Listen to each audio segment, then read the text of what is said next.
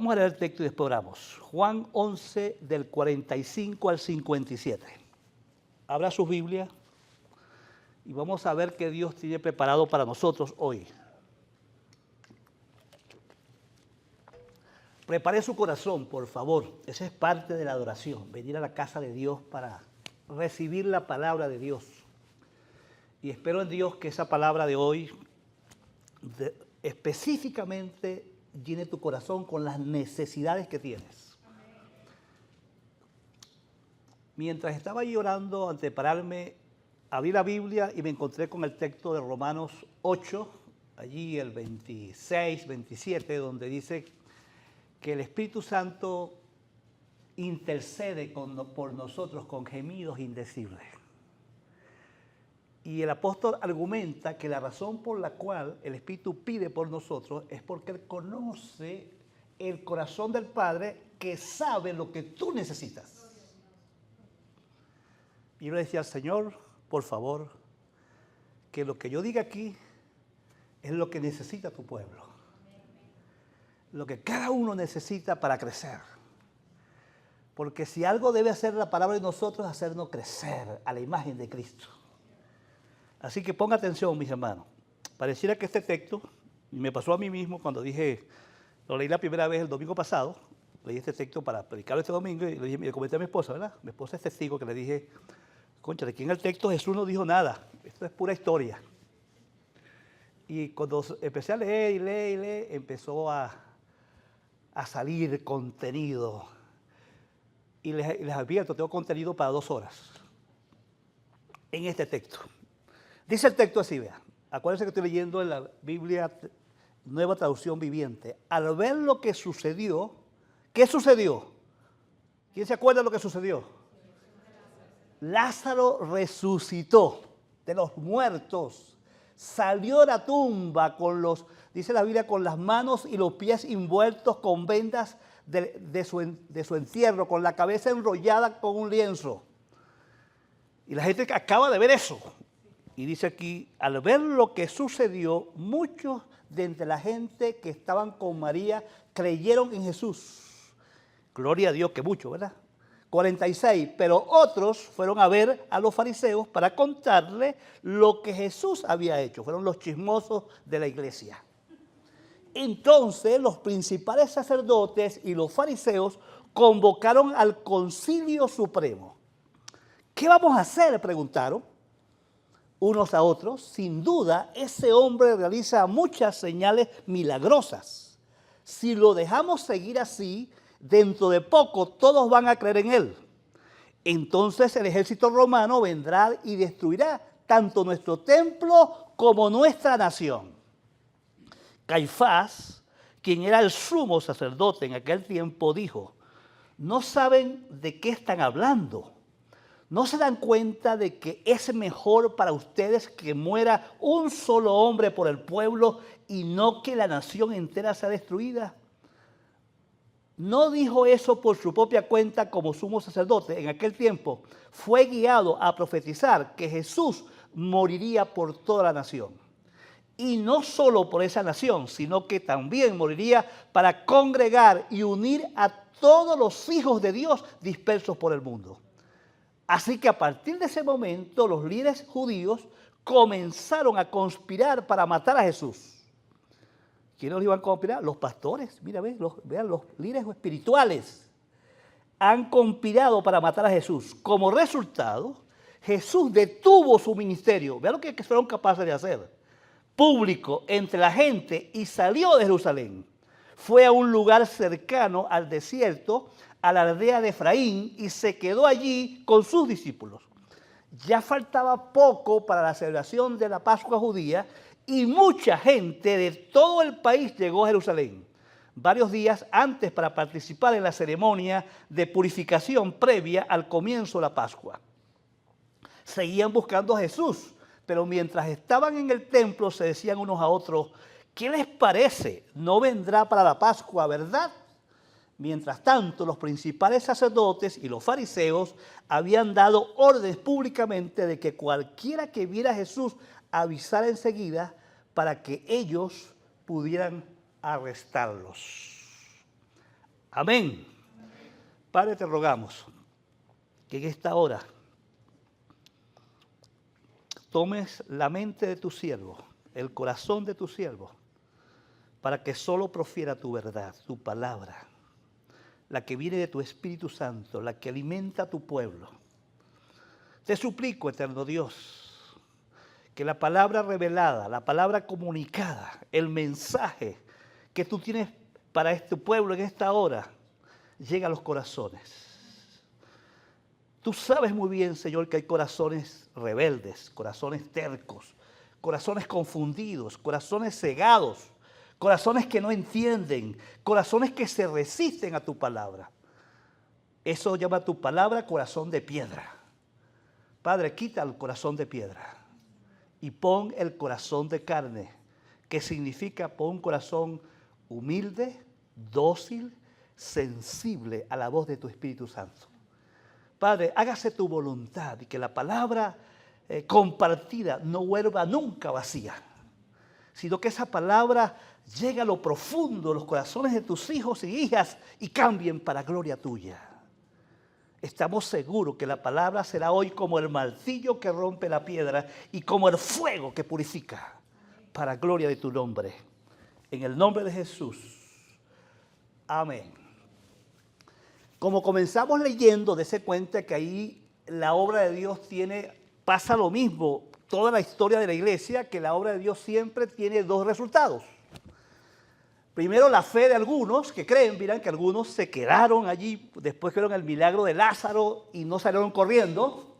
Y otros que hicieron, parece que el milagro no les hizo nada. Usted se imagina, hermano, que usted vaya a la casa de alguien o al cementerio que tiene una persona 3 días de muerto y se levante los muertos y usted lo vea y lo toque y lo escuche y usted no crea, aún así no crea.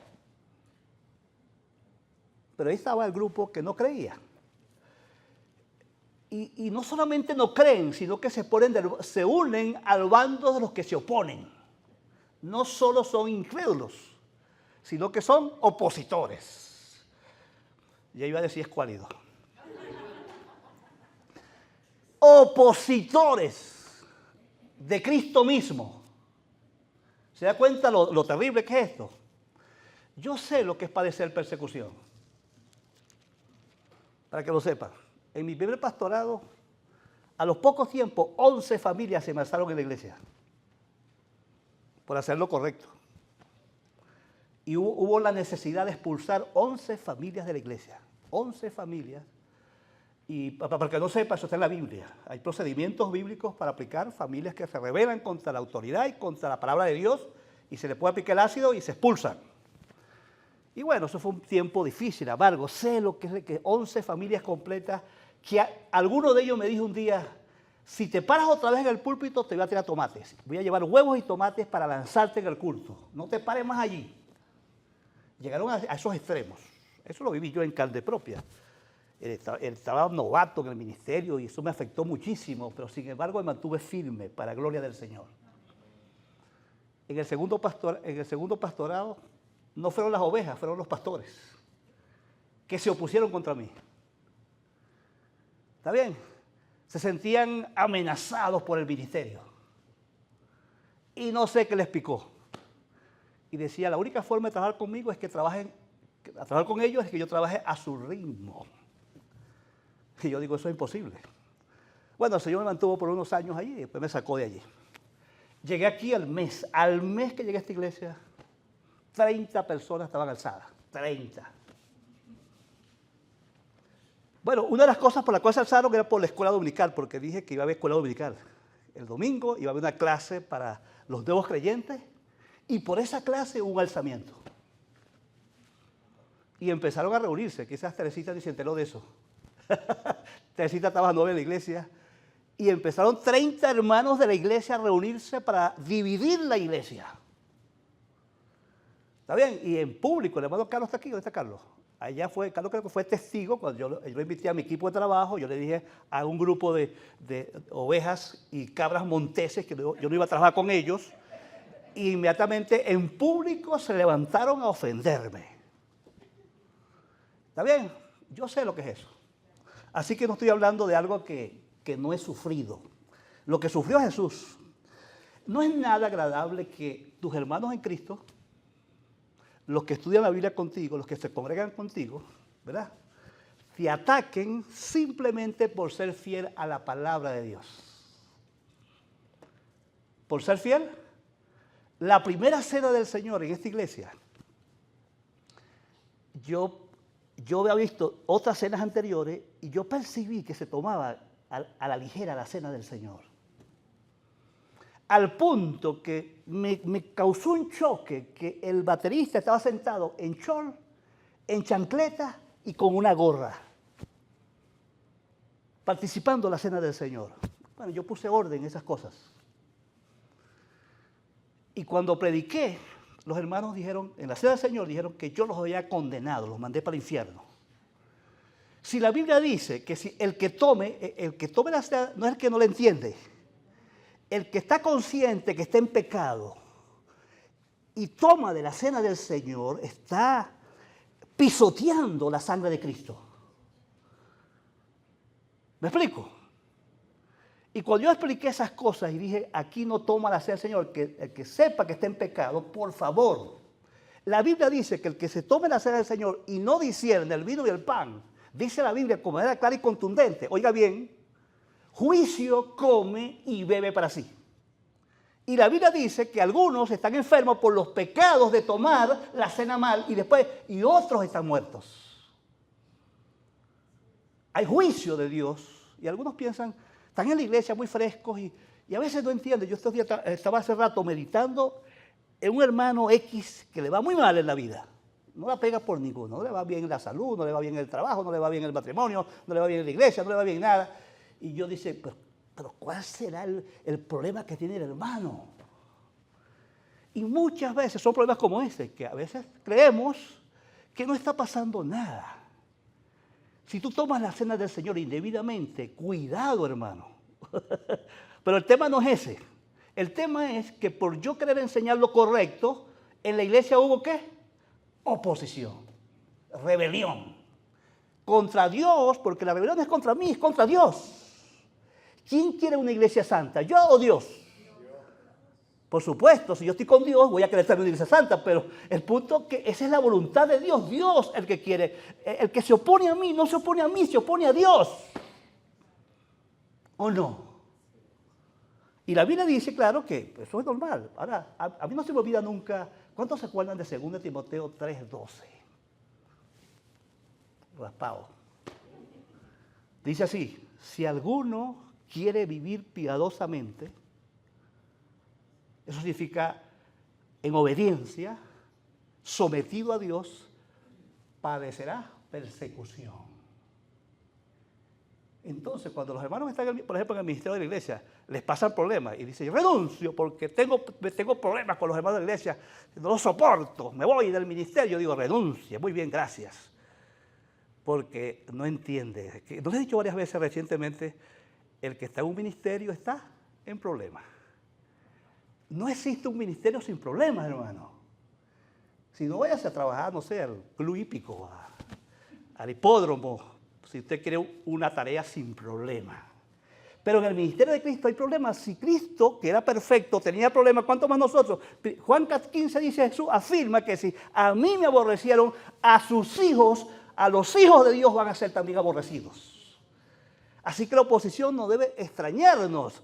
Ahora, porque usted dice, ay, pero a mí nunca me ha perseguido porque usted es un creyente chimbo. Usted no molesta a nadie, no incomoda a nadie. Yo recuerdo la historia, en los Estados Unidos hubo una actividad donde el doctor Billy Graham fue llevado a la televisión junto con el famoso jugador de tenis, tenis no, era golf, hace como, no sé, 40 años atrás. ¿Quién conoce a Gary Player? Gary Player era un jugador de golf famoso en aquella época, en los 60, 70, por allá. Y van a la televisión, Billy Graham con él. Cuando termina la competencia, le entrevistan al jugador, al campeón mundial en ese tiempo de golf, al mundo entero. Le preguntan, ¿cómo le fue con el predicador que le acompañó en la competencia? Él dice, me fue muy mal, no lo soporto. Y le preguntan, ¿y qué hizo? ¿Qué hizo el pastor? ¿Te acosó? ¿Te predicó demasiado? ¿Te obstinó con la predicación? No, nunca dijo nada. No entiendo, pero no lo soporto. Así pasa con los que somos santos. La gente no lo soporta. Y pareciera que cuando tú llegas, produces incomodidad, escozor.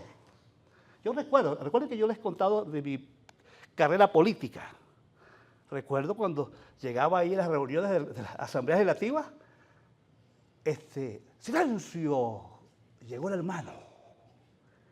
Cero grosería, cero manoseo. ¿Por qué? Porque yo un día empecé a decir, yo no concibo que ustedes que son hombres casados estén tocando otras mujeres aquí. Yo quisiera saber si sus esposas saben eso. Y las casadas, yo quisiera saber si sus esposos saben que a ustedes las manosean los diputados aquí. Yo presenciaba eso. Y yo empecé a convertirme en ¿qué? En una piedra en el zapato, una molestia, una incomodidad.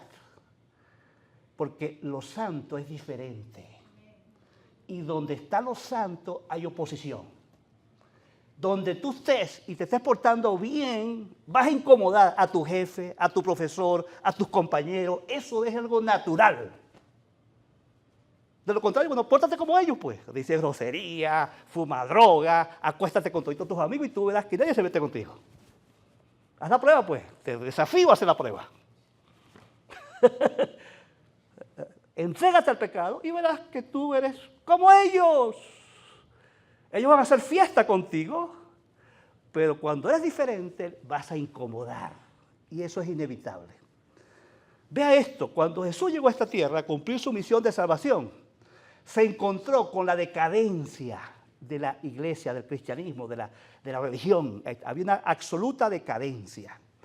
Dese cuenta que Jesús, siendo un judío, él cumplía fielmente con la ley de Dios. ¿Te acuerdas que él mismo dijo, yo vine a cumplir la ley? ¿Se acuerda? Yo no vine a abolirla, yo vine a cumplirla, a darle el verdadero sentido. Y dése cuenta que él asistía a la sinagoga. Iba a la sinagoga Jesús, dice la Biblia que iba a la sinagoga todos los sábados. Sí, dice. Pongan atención, a veces leen la Biblia y no se dan cuenta cuántas veces dice que iba para la sinagoga. Todos los sábados Jesús, como buen judío, estaba en la sinagoga. ¿Quedó claro? Él era un judío fiel a lo que la ley establecía. O sea, que asistía al culto todos los domingos. Y al templo también iba. Y participaba de todas las fiestas. Ponga atención, ya en Juan hemos visto que estaba en la fiesta del tabernáculo, que estaba en la fiesta de la Pascua, que estaba en la fiesta de purificación, del Purín. Estaba en todas las fiestas iba, no pelaba una. Entonces, cuando faltó en esta fiesta, este texto que estamos estudiando, no va a venir. Estaban sorprendidos, porque él es un maestro. ¿Cómo el maestro va a faltar a la fiesta?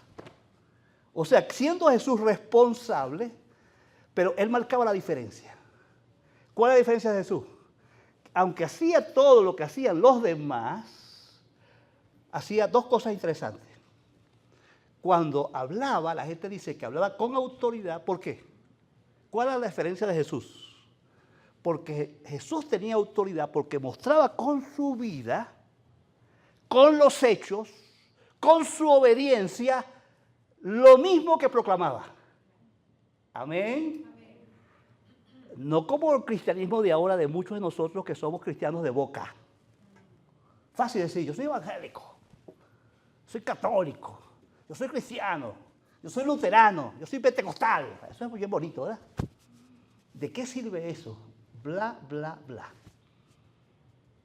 Cuando no con los hechos, no muestro. Entonces, en ese tiempo, siendo Jesús diferente, él hacía eso, pero a la vez, además, Jesús le metía el dedo en la llaga a lo que estaba mal. Y a los pastores de la iglesia, que eran los fariseos y los saduceos, los llamaba, ¿cómo los llamaba? Hipócritas y qué más. Serpientes, sepulcros blanqueados. ¿Usted se imagina un sepulcro blanqueado? Bonito por fuera y podrido por dentro. ¿Se acuerda que los llamaba? Los llamaba hijos del diablo. Jesús los enfrentaba. Ahora, usted no va a padecer persecución hasta que usted no se ponga las pilas. Y aquí, el que está portándose mal, se lo diga en la cara. Porque eso falta aquí en esta iglesia, que la gente tenga los pantalones. Esta mañana cuando yo veía el texto de mi devocional, seamos vigilantes, firmes en la fe. Y después dice, valientes. Valientes. La Reina Valera traduce, pórtense varonilmente, como macho, la versión Anel. Dice, pórtense como qué, como machos. Y hay que portarse muchas veces ante el pecado como macho, para decir al pecado lo que no debe ser. Si alguien está aquí mintiendo, hay que ponerlo en su lugar, sí o no. Y no es que a lo mundano, es a lo bíblico. No es como mundano, no es que le voy a echar 4 gritos, lo voy a insultar, porquería, te vas de aquí. No, eso no es el punto es que lo hagamos y que el pecado se enfrente. Porque Jesús tuvo ese comportamiento, entonces, ¿qué pasó? Y no solamente se opuso los que lo escuchaban, se opuso todo el sistema político y religioso de ese tiempo. Todo se puso contra él. Y dése cuenta un detallito, Jesús nunca se involucró con las instituciones y nunca intentó salvarlas ni corregirlas. ¿Se acuerdan? Porque no servían. ¿Será posible que en el presente la Iglesia de Cristo sea una institución inútil, incapaz, condenada por el mismo Señor porque sus miembros están mal, están en pecado, están contaminados? Dese cuenta que Jesús enfocó su misión no de la manera que las instituciones la enfocaban. Las instituciones enfocaban la misión en el templo, todo era el templo, todo eran las fiestas, todo era el ayuno, el día sábado, los corderos. ¿Me explico? Jesús, ¿qué vino hacia este mundo? ¿Por qué Jesús marcó la diferencia? Porque Jesús, en vez de contaminarse con el sistema, con lo corrompido de la iglesia misma, de ese tiempo, las congregaciones, el judaísmo en todas sus expresiones, ¿qué hizo Jesús? Se ocupó de los enfermos, ¿se acuerdan? De los corrompidos, de los ciegos, ¿sí o no? ¿Sí o no? De los necesitados, de los que estaban endemoniados. Jesús vino a buscar y a salvar lo que se había perdido. Bendito el nombre del Señor. Y el sistema que estaba allí enclaustrado, apoderado de la religión, fosilizado, obsoleto, anacrónico, no sé qué más decir. Puedo seguir siendo la lista de los adjetivos. Entonces, no servían para nada.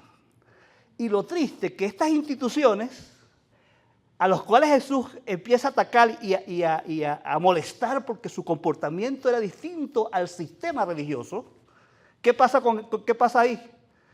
Ellos estudiaban la ley de Dios, ¿sí o no? Ahora, usted sabe bien que los saduceos eran los sacerdotes principales. Digamos que el Sanedrín eran 70, no sé, 50 eran saduceos y 20 eran fariseos.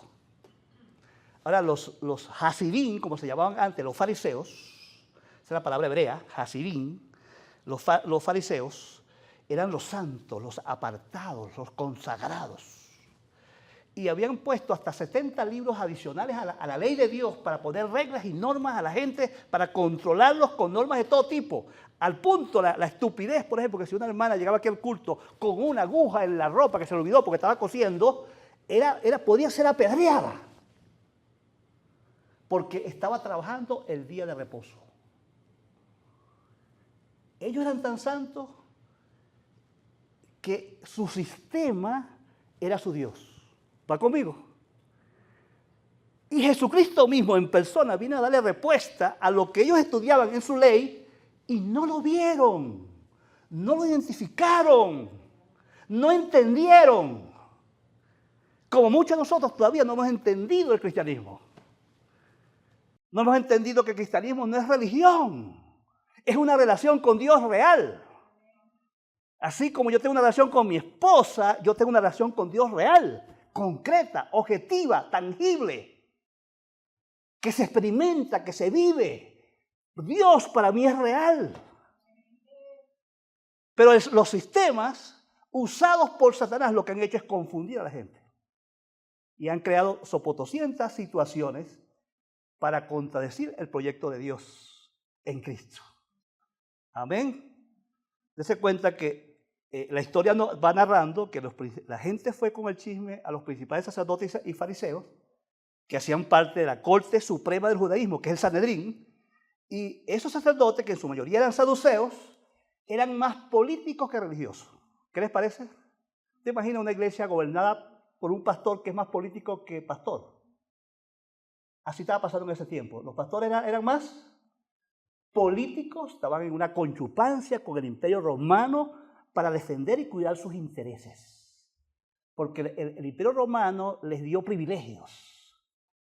Y ellos se aprovecharon tanto de los privilegios que los romanos se cansaron y en el año 70 destruyeron Jerusalén. Después de Cristo completamente la acabaron por el desastre.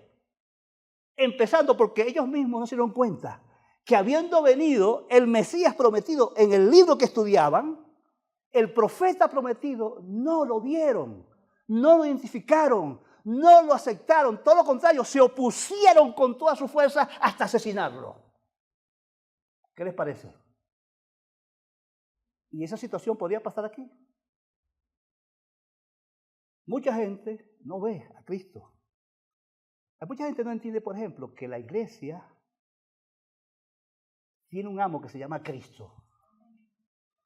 Y que Cristo mismo dijo que las puertas del Hades, del infierno, las autoridades infernales, no le podrán hacer nada a la iglesia.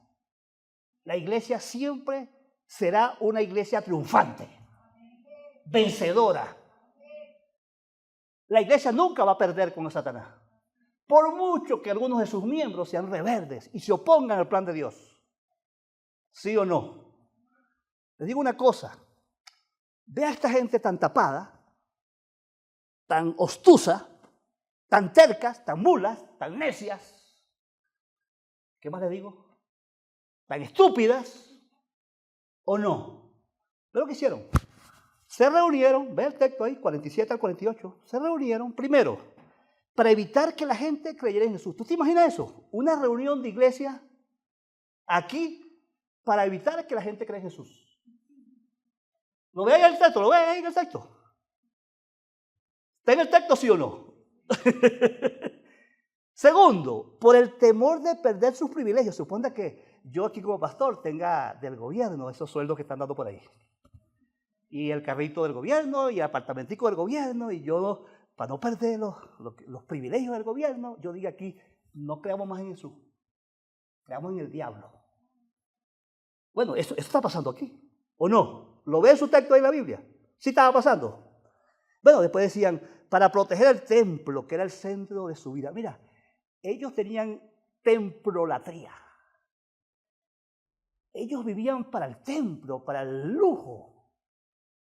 ¿Va conmigo? Para el edificio. Estupidez que se repitió en la historia de la iglesia montones de veces cuando la gente le da culto al edificio. Hay unos países, hermano, que el templo es una cosa espectacular. Las primeras veces que yo estuve viajando por el mundo, por allá por la década de los 90, ¿no? Yo empecé en la década de los 80 a viajar por el mundo, yo me quedaba boca abierta, así, yo como un estúpido, ay, sí, ¿cuándo nosotros vamos a tener templos como estos?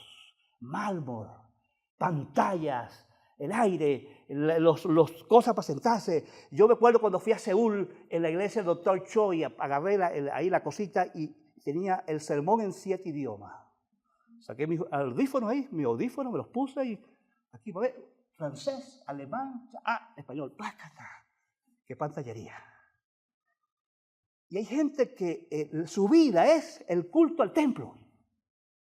No es diferente hoy. Hay muchísima gente en el mundo, invierte miles de millones para tener el edificio más espectacular del templo. Hay en Bogotá, hay en Ciudad de México, hay en Ciudad de Chile. ¿Verdad? Aquí todavía, quizás hay como 2 por ahí que van en camino, pero tan lejos con respecto a lo que hay en Bogotá, por ejemplo, o los que hay en Estados Unidos, o los que hay en Corea. Ay Dios. Iglesia que tiene un edificio de 7 pisos y cada piso lleno de gente y cada piso tiene equipos de sonido, cada piso tiene pantallas gigantes para que los jóvenes tengan sus cultos aparte. Los niños sus cultos aparte. Acuérdense que los cultos de Corea son entre 20.000 personas a 800.000 personas. Ok, mucho lujo. Pero ellos estaban así, ve. No querían proteger su templo. Ve, no querían perder su nación. Para su líder Caifás, que estaba ahí, Caifás, mira, cuando dice que era el del año, el otro, con Anás, es porque por causas políticas, cuando el gobernador quería quitarlo, lo quitaba y ponía otro. Por la conchupancia política. Y él dijo, ese Caifás dijo que era mejor que Jesús muriera. Y date cuenta, supuestamente profetizó. Y dijo 2 cosas que son verdad. ¿Cierto? Jesús iba a morir por todos los hombres. ¿Cierto? Y que Jesús en el futuro iba a reunir a todos los judíos. Ese pecador dijo 2 cosas que son verdad. Que sepan. Y dése cuenta lo más grave de esta confabulación, aquí esta conspiración. Acordaron matar a Jesús y armaron un plan para detenerlo. ¿Lo ven ahí en el texto? Primero dice que se pusieron de acuerdo para asesinarlo, dice en el 53. A partir de ese momento, los líderes judíos comenzaron a conspirar para matar a Jesús. ¿Tú se imaginas que nosotros llegamos a ese punto aquí y de golpe hagamos un plan para acabar con el cristianismo? Y no solamente, estoy hablando de gente religiosa, los teólogos de la ley judía, los que estaban esperando el Mesías. Y les llegó y no lo vieron. Y no solamente no se dieron cuenta que les llegó el Mesías, sino que se opusieron hasta asesinarlo. En el último versículo dice que le dijeron a la gente, en el 57, que dice al final, cualquiera que viera a Jesús avisara enseguida para que ellos pudieran.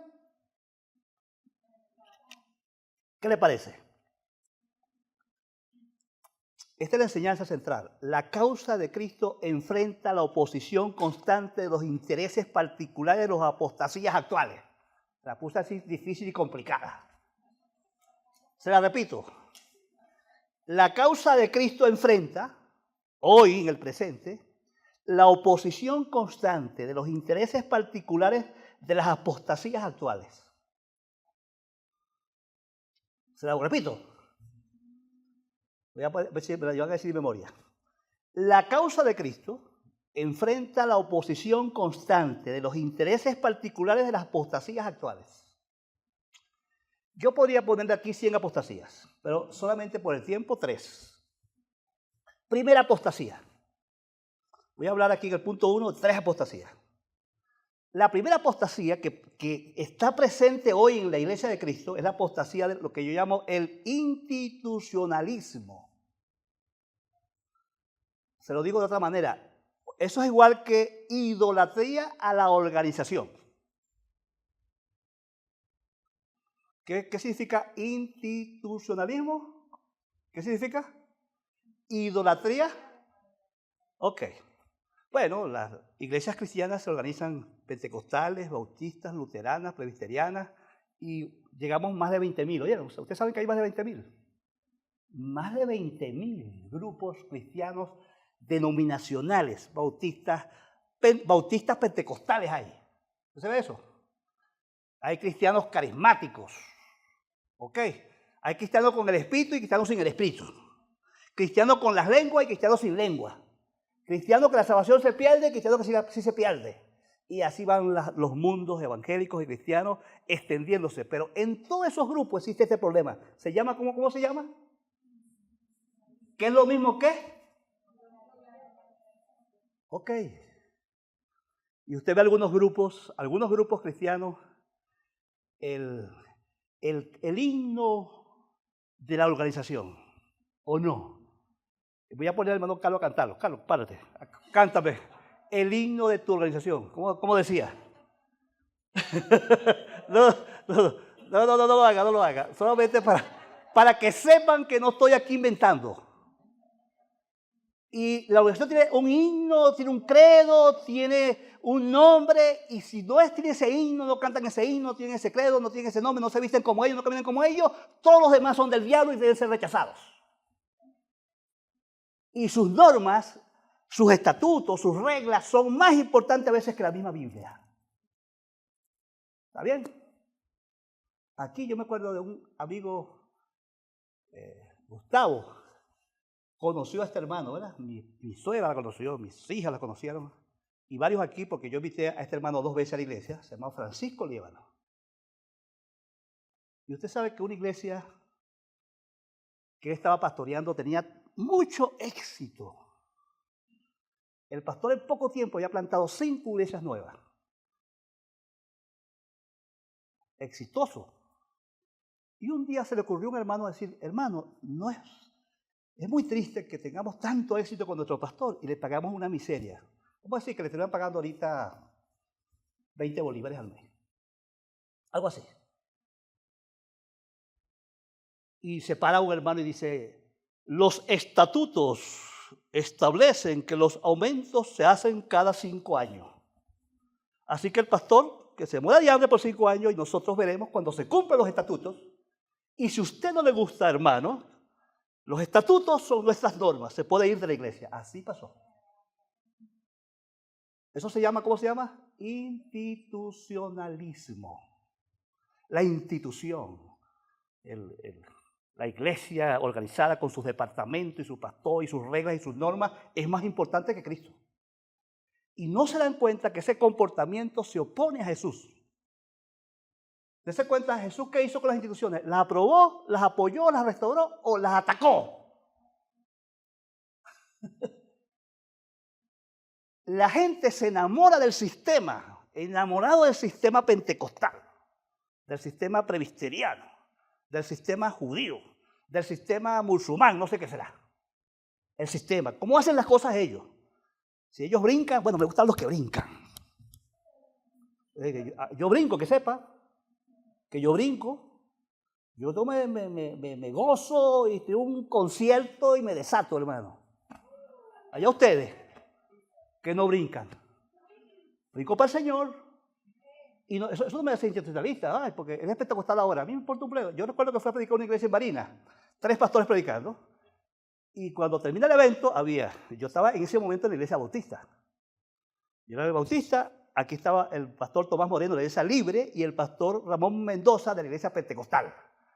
Y cuando votaron al final, vamos aquí, el pastor se le ocurrió esa locura a lo que terminé de predicar y dijo, descubran aquí las denominaciones de cada uno. ¿Quién es bautista? Ramón. Así. El pentecostal lo llamaron bautista. Y cuando llamaron a mí, ¿quién es pentecostal? El pastor Anel es pentecostal.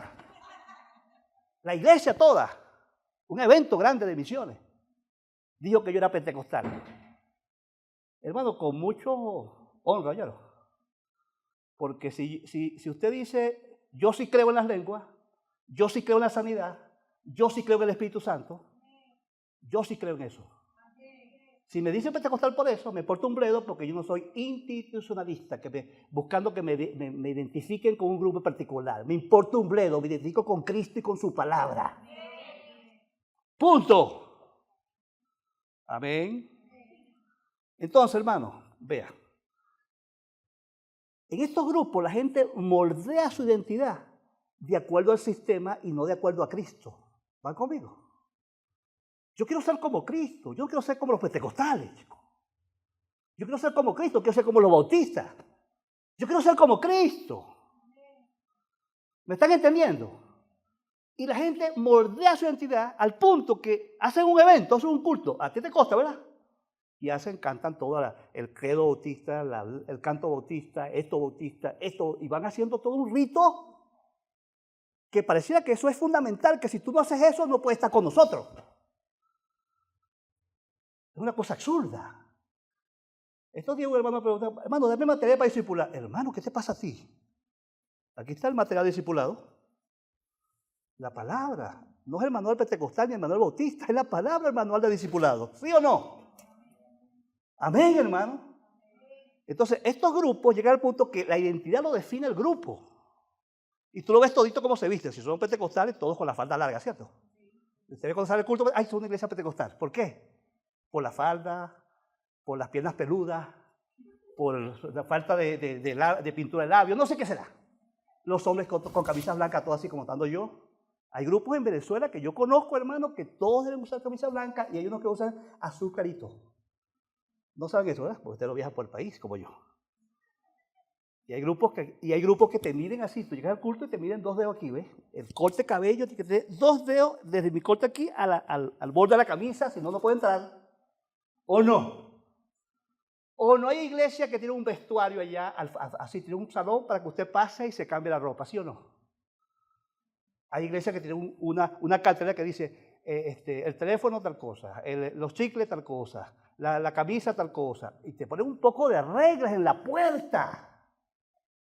Y usted sabe que la obediencia no se establece en base a unas reglas en la pared. La obediencia de los verdaderos cristianos se establece por la obra del Espíritu Santo en el corazón. Cuando el Espíritu Santo actúa y a la mujer le pone un sentir de cómo se debe vestir de la forma que honre a Dios. Y no por la norma de un pastor. ¿Me explico? Y usted se viste porque el mismo Dios, por medio de su Espíritu, le pone un entendimiento de la forma de vestir correcta. Y no porque se le imponga una regla. ¿De qué sirve? Yo recuerdo una hermana mía, no es mía, una hermana de la iglesia que estaba aquí y se fue para otra iglesia. Esa hermana me contaba cómo ella todo el día vestía en pantalón y cuando llegaba a la iglesia se cambiaba, se quitaba el pantalón y se ponía la falda. Para estar al culto y después salía y se volvía pantalón otra vez. ¿Qué ridícula es esa? Eso de tener doble vida, vida con pantalón y vida sin pantalón, eso es una ridiculez, hermano. Eso es diabólico. Y así pasan cuando las iglesias caen en este problema, esta apostasía. Acuérdense que apostasía significa desviación, algo que se aparta de la verdad. Eso significa apostasía. Cuando nos apartamos ¿de qué? De la verdad. Y cuando uno hace esa doble vida, ¿qué pasa? Con los hermanos que vienen de esa doble vida, bueno, fuman en la calle. Y cuando el pastor los encuentra, porque yo los he encontrado, en la calle fumando, bueno, no hayan que hacer. ¿Verdad? Y hay yo he visto gente que se ha comido el cigarro, se lo ha comido, para que yo no lo descubra cuando yo lo vi desde lejos que estaba fumando. Yo he visto a los hermanos comprando lotería, y cuando se dieron cuenta que yo venía así como a 20 metros, una sola carrera. Esa es una vida cristiana ridícula, que producen estas instituciones que no son iglesias, son instituciones creadas por los hombres. ¿Va conmigo? Vivimos entonces en esos grupos, es un ciclo cerrado, enfocado en su organización. La gente de cada ministerio, el ministerio de Nancy, el ministerio de la hermana aquí, la hermana de Fabiola, cada ministerio tiene su propia, no sé, su propia secta. Y cada uno en cada ministerio es un reyesuelo, una reina, y que aquí mando yo, aquí pongo las reglas. La institución se vuelve lo más importante. No es que los hermanos obedezcan a Cristo, no, es que obedezcan las reglas del ministerio. Y eso no es de Dios. No son las reglas del ministerio, son las reglas de la palabra de Dios. Yo no quiero en el ministerio que no coma chicle, que no te pongas un vestido blanco. Yo quiero en el ministerio gente que tenga el carácter de Cristo. Va conmigo. No la gente que se empecina, que el chicle, que el pantalón, que la camisa, que el pelo labio, eso no sirve. ¿Cuántos padres decían a sus hijos, no fume? ¿Y qué pasó con los hijos del colegio? Fumaron. No te acuestes con la chica, se acostaron con la chica. Y le sirvió la regla que la provisión, no sirve para nada. Eso no sirve. Amén. En el institucionalismo las personas carnales controlan la iglesia. ¿Sí o no? Porque le dan más importancia al edificio, al programa y no a Cristo. En una institución así, ahí no se mueve el Espíritu Santo, se mueven las personas, ellos controlan todo el programa. ¿O no? Cuidado, mosca, hermanos. Y después queremos, cuando las personas están construyendo su propio reino personal, en vez de estar construyendo el reino de Cristo. Va conmigo, hay una gran diferencia. Establecen reglas y regulaciones, pero los propósitos de Cristo no están presentes. Y la gracia de Dios tampoco está presente en las iglesias donde el institucionalismo es lo más importante. Mosca, ¿sí me entendieron? Bueno, vamos a evaluarlo, hermano. Voy a obviar la segunda, que tenía que ver con la nueva reforma apostólica. Todo ese movimiento de apóstoles que están alrededor por aquí y que a algunos de ustedes les gusta de vez en cuando pasear por esas iglesias. Y bueno, no lo voy a obviar, voy a hacer rapidito, voy a decir cortico. Eso se llama, la segunda apostasía se llama la renovación apostólica, o también se puede decir la nueva reforma apostólica. Porque este movimiento de los que se llaman iglesias con apóstoles, ¿cuántos conocen ese movimiento? Manos arriba.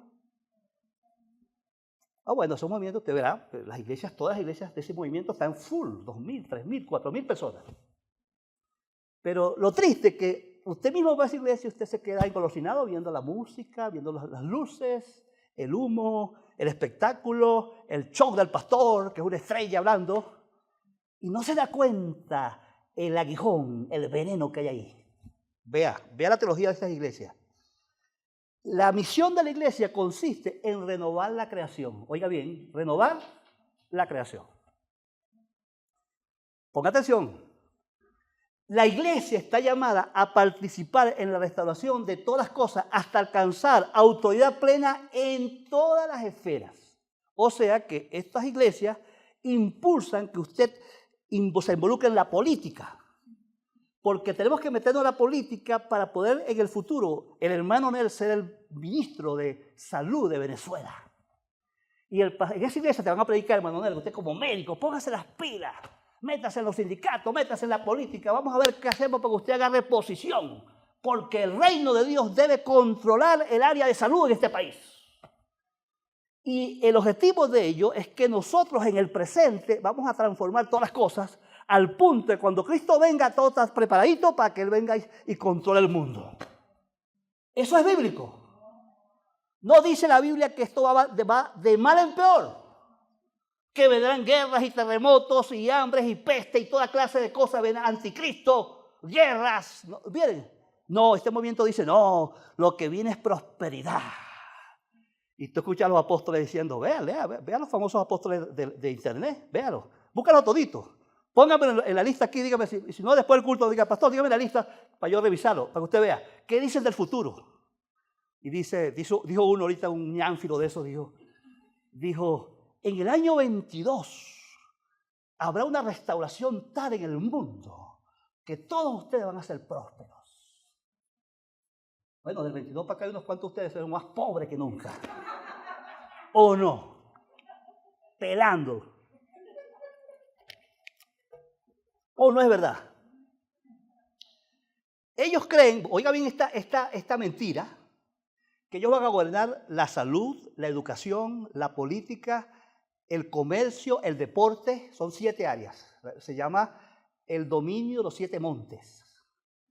Y ministerios tan populares como Jucún y otros aquí en el país andan vendiendo eso y la gente que no sabe nada de Biblia se lo come completico. Y cursos, y la gente yendo cursos en toda la ciudad de Venezuela, el curso porque vamos a llegar, la iglesia va a dominar el deporte, el mundo artístico, la política, los comercios, las empresas, y eso es lo que está, usted debe saber que nuestro amigo Donald Trump, el amigo de ustedes, no mío, el amigo Donald Trump está por esa onda, porque sus asesores evangélicos están en esa onda, para que lo sepan, si no lo sabían.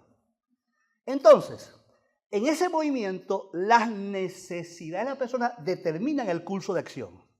En ese movimiento no se confronta el pecado, ni se toma en cuenta el juicio de Dios contra aquellos que pecan contra Dios. Si usted va a esas iglesias, usted va a ver que lo que se habla de prosperidad, de dinero, de estar sano, de no tener problemas, de pare de sufrir, que no le va a pasar nada, que usted está en victoria, en victoria, en victoria, pero nunca se le mete el dedo en la llaga al pecado. ¿Quién aquí no peca? ¿Y quién lee la Biblia y no se da cuenta que en la Biblia se condena el pecado en todas partes? La Biblia no nos dice que nos muestra lo malo que estamos haciendo, ¿sí o no? Toda la escritura por Dios es inspirada por Dios y es útil ¿para qué? Para mostrarnos la verdad y segundo, para redarguirnos, para mostrarnos el pecado. cómo en una iglesia de este tipo no se habla contra el pecado. Es más, preguntan a esos pastores y dicen, no, hermano, yo no hago eso, porque se me va la gente. La gente deja de asistir si yo les hablo de contra el pecado. Bueno, Dios me libre que yo no les hable contra el pecado. Entonces, hermano, vean, ellos creen que la participación política es necesaria para ocupar el poder y desde allí restaurar todas las áreas de la sociedad. Ellos funcionan lo que se llama gobierno apostólico. El gobierno apostólico de estas iglesias dice que la revelación bíblica ya está superada. ¿Van conmigo? Y que la revelación del apóstol, la que el Espíritu Santo le da en el teléfono que tienen punto a punto con Dios exclusivo, Dios le dice la última palabra que el pueblo debe conocer, al punto que tiene un vocabulario nuevo. ¿Cierto? Hay un montón de palabras nuevas. ¿Cierto? Que ellos usan y son contagiosas. Usted pasa 2 cultos con ellos y usted llega aquí al domingo siguiente a hablar conmigo y usando esas palabras. Porque cuando están predicando te hacen repetir 10 veces, 15 veces, 30 veces. Repita conmigo, repita conmigo. Y usted repite muy gozoso en la mentira. ¿O no? ¿O no, hermanos? Entonces, para este movimiento, el perdón del pecado no es esencial. Y para ellos la vida eterna no viene por causa del arrepentimiento y la fe en la muerte de Cristo. Usted ve que Cristo no aparece mucho en los sermones de ellos. Cristo está diluido, aparece allí como de vez en cuando, de una manera así como paralela por ahí por los laditos. Pero Cristo no es el centro de sus mensajes, sino el hombre. Su prosperidad, su éxito, su gloria. Y en vez de ellos estimular la gloria de Cristo, estimulan la gloria del hombre. Y si te das cuenta, en esos hay los ismos como el racionalismo. Están metidos hasta la médula en ese tipo de cristianismo. Mosca, hermano, porque estos son los mismos sistemas del Sanedrín del tiempo de Jesús que están ahora en el presente oponiéndose a la causa de Cristo. Decimos amén. El tercer problema, la tercera apostasía, hermana, se llama el hedonismo, el cristianismo hedonista. Ese cristianismo que ve el placer como el objetivo de su vida. Y algunos han entendido eso de esta manera. La iglesia es un supermercado que yo voy, ¿verdad?, todos los domingos a buscar satisfacción a mis necesidades. En mi iglesia me pueden dar comida, en mi iglesia me dan palabras de ánimo, en mi iglesia me abrazan, en mi iglesia me quieren y en mi iglesia me siento bien. ¿Sí o no? Pero este tipo de persona que busca solo satisfacción en sus necesidades pueden llegar al extremo de que sin darse cuenta lo que están buscando no es a Dios, sino emociones. Porque ¿es que acaso Dios solo está queriendo que yo sea feliz? ¿O es mucho más que eso? Pregunto. Y algunos tienen el problema del biblismo, saben mucha Biblia y se han convertido aún idólatras de la Biblia. Pero una cosa es que la Biblia esté en la mente y otra cosa es que esté en el corazón. Una cosa es que tú la repitas y otra cosa es que tú la vivas. ¿Sí o no? Porque la gente que busca emociones le pasa ese tipo de cosas y otros son el activismo. A algunos les da gozo el desempeño, el estar haciendo cosas. Está metido en 1000 cosas de la iglesia y para que la gente vea que trabajan. Y yo veo a algunos hermanos en la iglesia y me causan unos ruiditos hasta cómo caminan. Están aquí trabajando y están un movimiento en las piernas así como acelerados. Y eso me causa un ruidito. Cuidado. Oiga bien, la iglesia, uno no vive en la iglesia para que me hagan feliz. Y algunos ven y dicen, llegan a este extremo de decir, mi iglesia no me hace feliz porque, y por eso me voy para otra. ¿O no pasa así? Vamos a ver, vamos a probar. Y se van por allá a probar. Y por fin se quedan toda la vida probando. ¿Por qué se quedan toda la vida probando? Esos hermanos que salen a probar, se quedan toda la vida probando. No terminan quedándose ninguna nunca. ¿Por qué? Porque lo que buscan es placer. Donde la música me dé placer, donde aún el sermón me dé placer. Tú sabes que algún sermón te va a dar placer, pero otros te van a dar duro. te van a dar en la llaga, te van a doler, te vas a sentir hasta ofendido, o sí o no, te va a molestar. Y yo digo, ¿cuántas veces le he dicho recientemente, hermano, pero no la juegan conmigo? Yo no soy el problema. Peleen con Dios, pero la ganan conmigo, hermano. Ya me ven feo.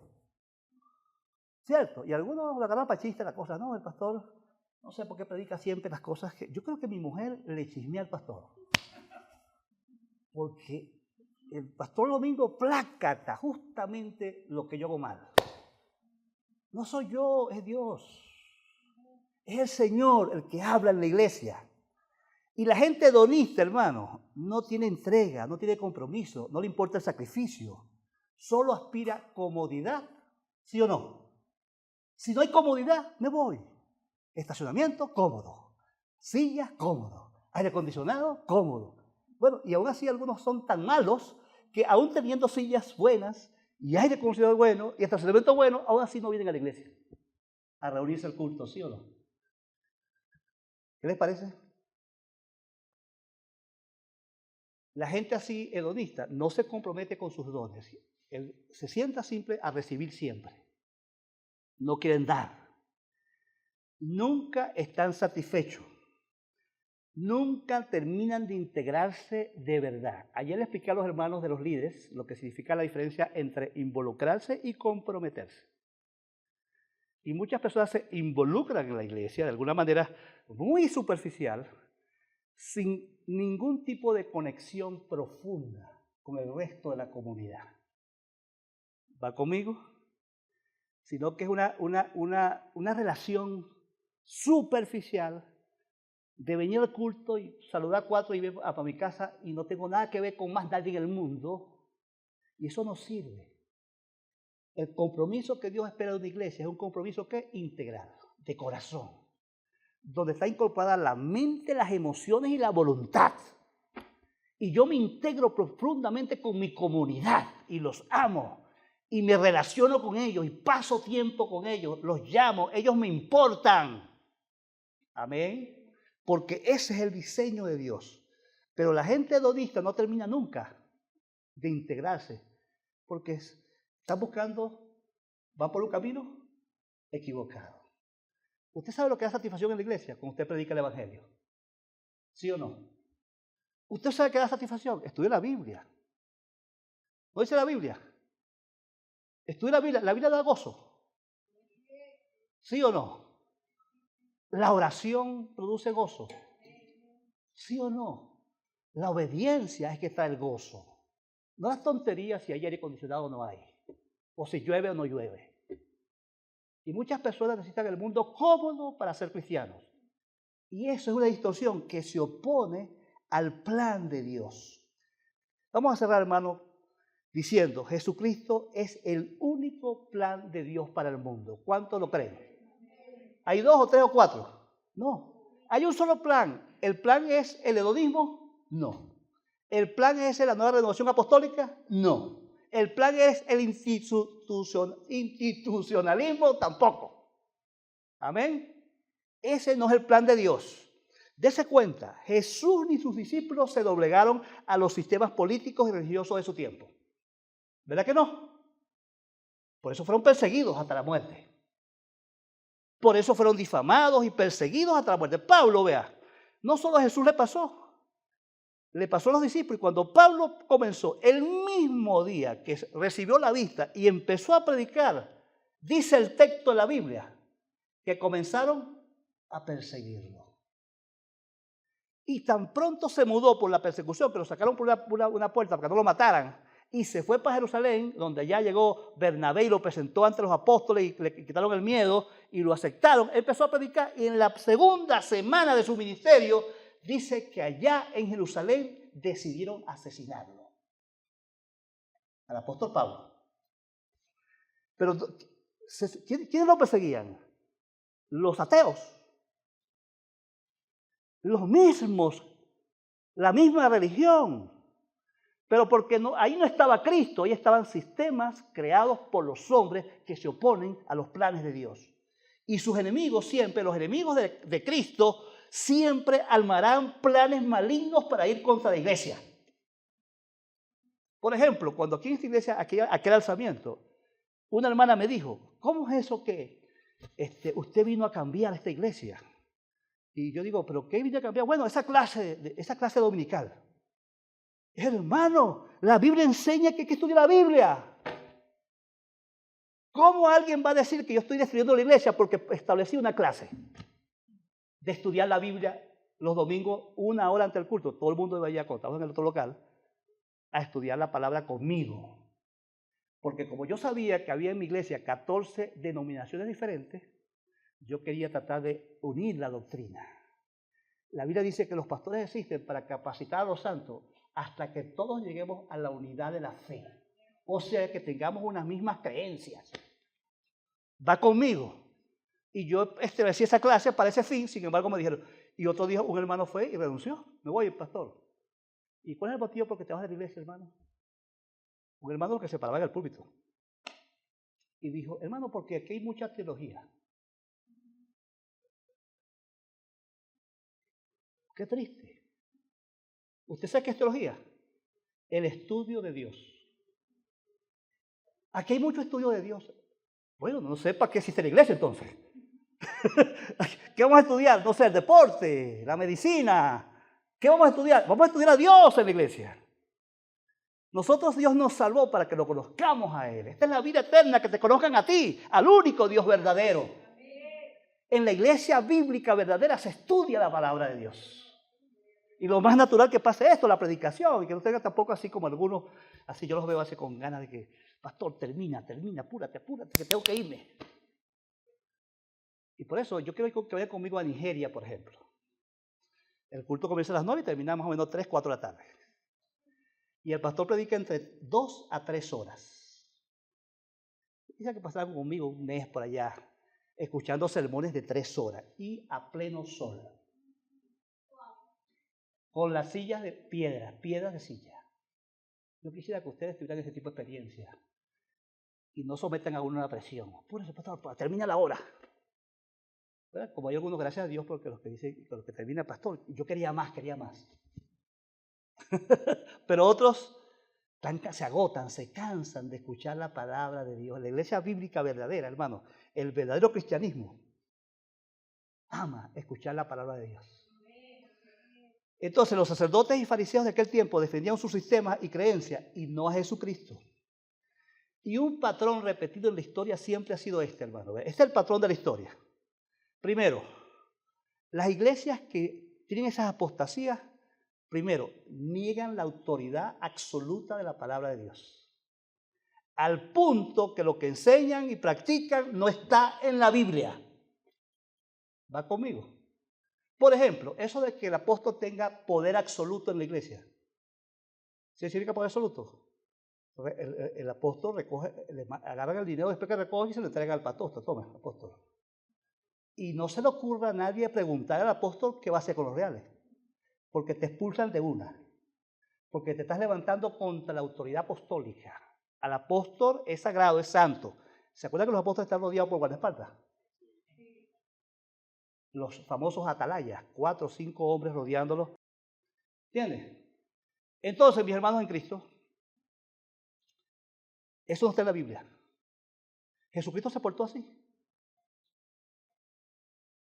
Cuando Pedro se le ocurrió y que defendía a Jesús, Jesús le hacía falta que Pedro lo defendiera.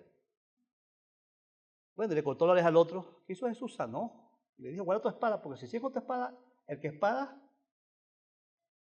¿qué? Mata, a espada muere. Si sigue con la espada, vas a morir con una espada. Jesús se lo advirtió. Y Pablo dijo, las armas de nuestras milicias no son carnales, sino poderosas en Dios. No peleamos con ese tipo de armas. Amén. ¿Para qué yo necesito guardaespaldas? ¿Por qué necesito, ¿de qué me estoy protegiendo yo para andar con guardaespaldas? Con 4 o 5 hombres rodeándome. ¿Para qué es una ridiculez, hermano? ¿Y por qué yo no voy a aceptar que nadie me toque? Inténtalo, vaya. Le desafío que vaya a una iglesia e intente tocar al apóstol. A ver qué le va a pasar. Un pastor amigo mío fue, y no fue voluntario, fue por accidente. Iba caminando así, se tropezó y tocó al apóstol. El apóstol echó un grito ante toda la congregación: ¡usted no puede tocarme! Pastor amigo mío, se llama Luis Yantí, pastor pentecostal. Su apóstol lo ofendió públicamente, le echó un grito: ¡no me toques! Bueno, debe ser que le quitan la unción. Si lo tocan, entonces ya es pecador. Y él es muy santo. Eso no está en la Biblia, hermano.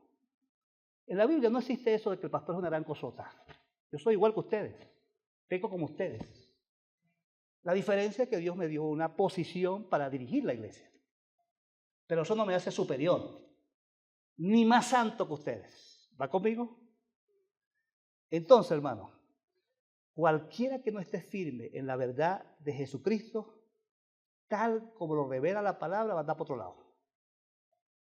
En esta iglesia nosotros defenderemos que Cristo es Dios. Es nuestro Salvador y nuestro Señor. Nuestro amo supremo y autoridad.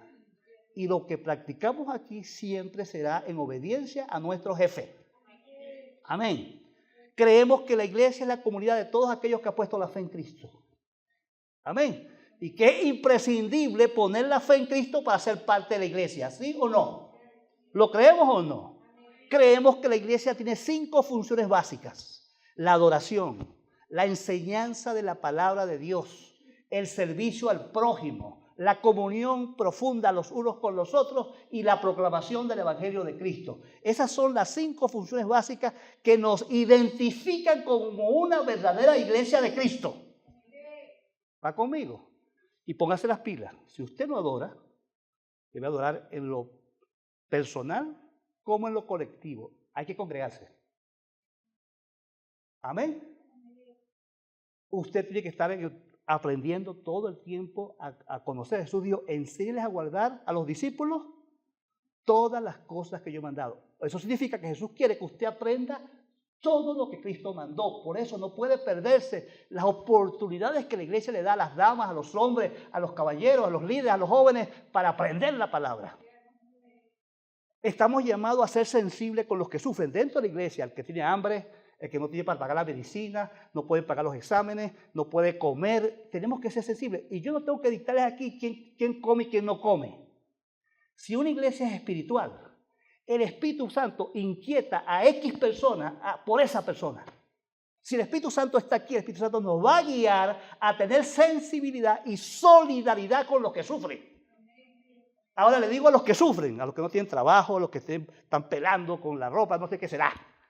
Le voy a decir una cosa: aprenda a dar también. Usted sabe que Dios bendice a los que dan. Y si usted lo poquito que tiene no da, y siempre está esperando que le dan, tiene un problema serio. Amén. Los cristianos entendemos que cumplimos 5 funciones básicas. Y entre esas funciones que proclamamos el Evangelio, le hablamos de Cristo a otros. Tenemos que tener una preocupación por hablar de Cristo a los demás. ¿Sí o no? Preocupados como hablar de Cristo. Entonces, oiga bien, los movimientos, esas apostasías que hablé, tienen una gran distancia entre la verdad de la palabra y lo que hacen. ¿Sí o no? Vamos a cuidarnos nosotros. No importa que seamos 10 o seamos 100. Vamos a defender la verdad. Nuestra verdad es Jesucristo. Entonces, algunos que estamos en la iglesia, ¿verdad?, todavía viven como que si no conocen a Dios. Y la evidencia de que viven como que no conocen a Dios es porque todavía no dan frutos en su fe de lo que debe ser una persona que le cree a Dios. Amén. Dios provee. Dios sana. Dios da trabajo. Dios no nos deja solos. Dios nos da alivio a nuestros problemas. Dios sostiene. Dios tiene poder. Dios es real. Y si no conocemos a Dios, hermano, mira, estos sistemas no llevan a la gente a conocer a Dios. ¿Va conmigo? Si usted conoce a Dios, usted disfruta del culto. Disfruta de la adoración. Entiende el valor que tiene venir juntos aquí como cuerpo y de manera sincera alabar al Dios que merece toda gloria y toda honra.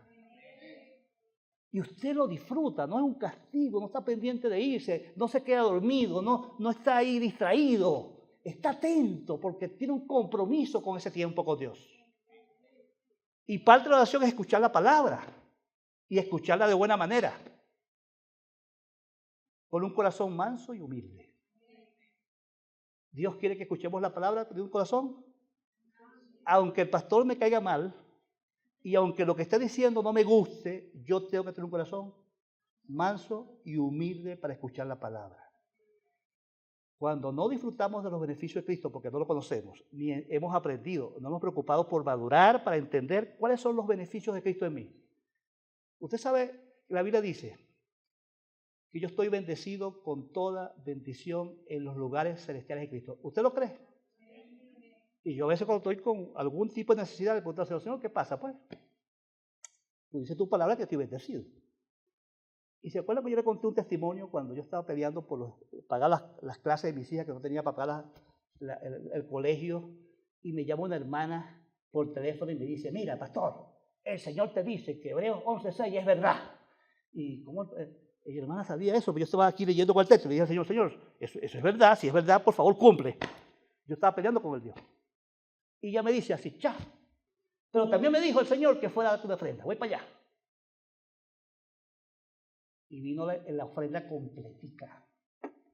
No sé usted si usted llegaba a la confianza de ponerse a pelear con Dios, yo sí. Y yo sé que mi Dios, cuando yo conozco a mi Dios, yo sé que mi Dios me ama tanto, que si yo fuera un torpe, un bruto, un mal educado, Dios, es tan grande su misericordia y su gracia para conmigo, que no es que me la pasa, no es que me permite el pecado, pero me soporta.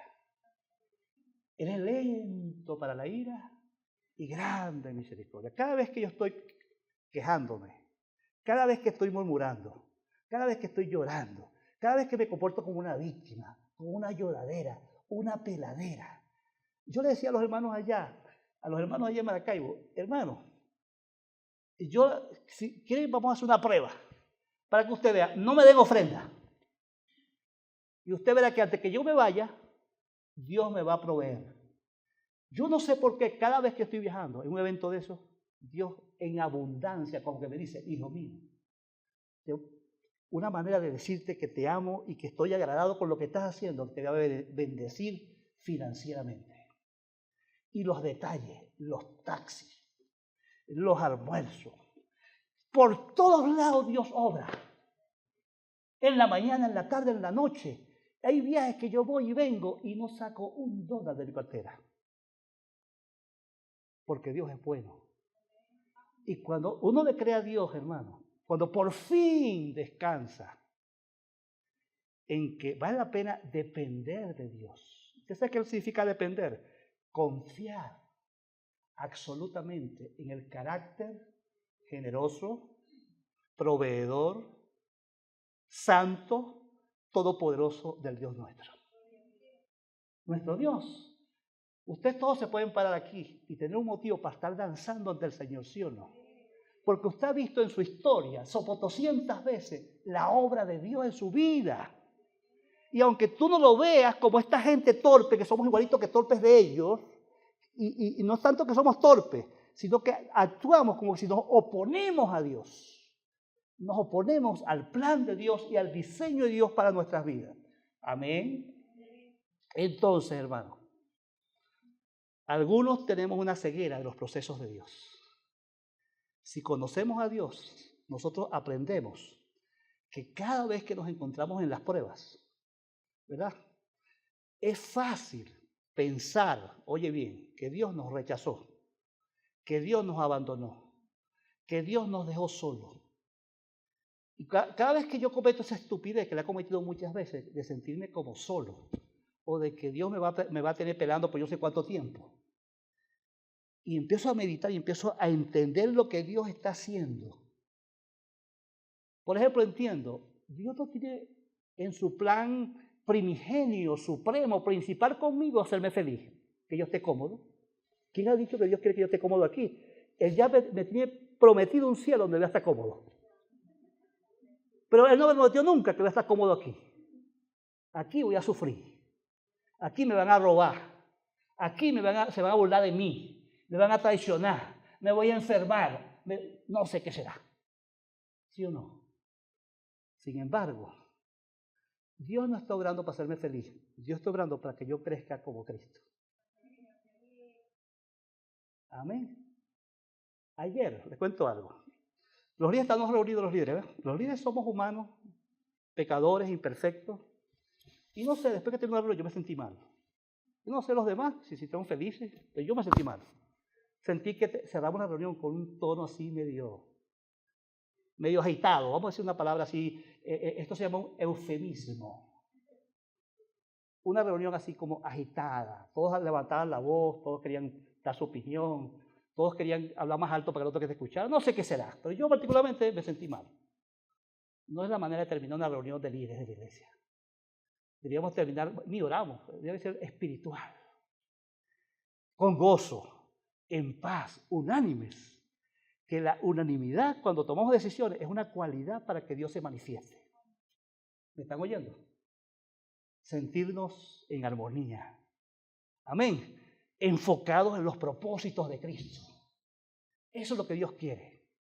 Y tenemos que tener cuidado porque esas tonterías pueden hacer que estemos portando de una manera pareciera que insignificante, pero nos estamos oponiendo a los planes de Dios. Termino con esto, hermano. Pregúntese.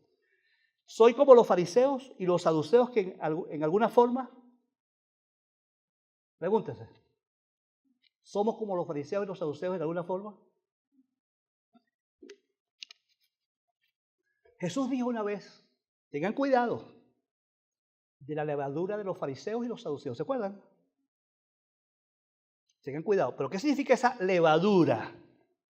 Significa, tengan cuidado de lo que ellos enseñan. Tengan cuidado hoy de lo que se enseña por ahí. Tengan cuidado de los libros que compra. Tengan cuidado los canales de televisión que ve. Tengan cuidado los predicadores que escucha por internet. Que a muchos están engañados. Pregunte para que le digan. ¿Cierto? Y a muchos se me acercan así hablando maravillas de ciertos predicadores y yo por dentro. Ay, ay, ay. Tengan cuidado. Hay predicadores bíblicos, pero hay predicadores que no son bíblicos. Predican sus pensamientos, pero no predican la palabra de Dios. Amén. Entonces, pregúntese, ¿yo estoy amando más mis planes o los planes de Cristo? ¿Cuáles son los planes que yo estoy llevando a cabo en cualquier cosa que estoy haciendo en la vida de la iglesia? ¿Son los míos o los de Cristo? Pregúntese.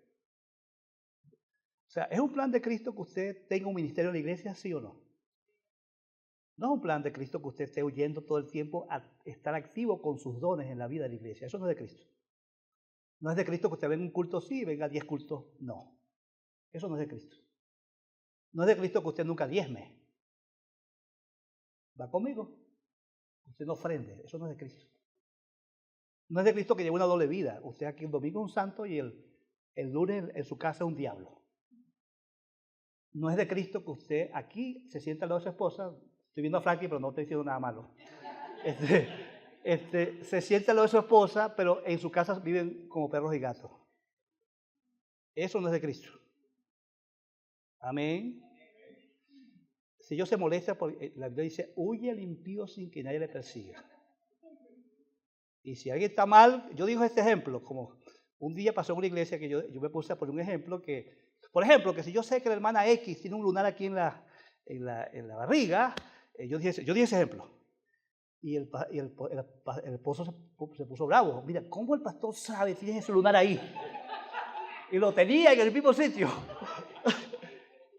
Tenía el lunar, el hermano Leopoldo Cronel. Sí, ¿cómo él supo eso, mujer? Explícame. ¿Por qué el pastor conoce tu lunar que tienes en la barriga? Bueno, esa cosa que yo digo, esas loqueras, parece que a veces se pegan. Y es verdad que la hermano está peleado con la mujer. Pero lo cierto es que Dios no quiere esa clase de cristianismo. ¿Verdad que no?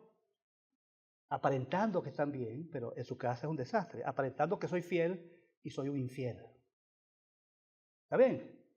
La pornografía también es una clase de infidelidad por una pareja. Para que lo sepan si no lo sabían.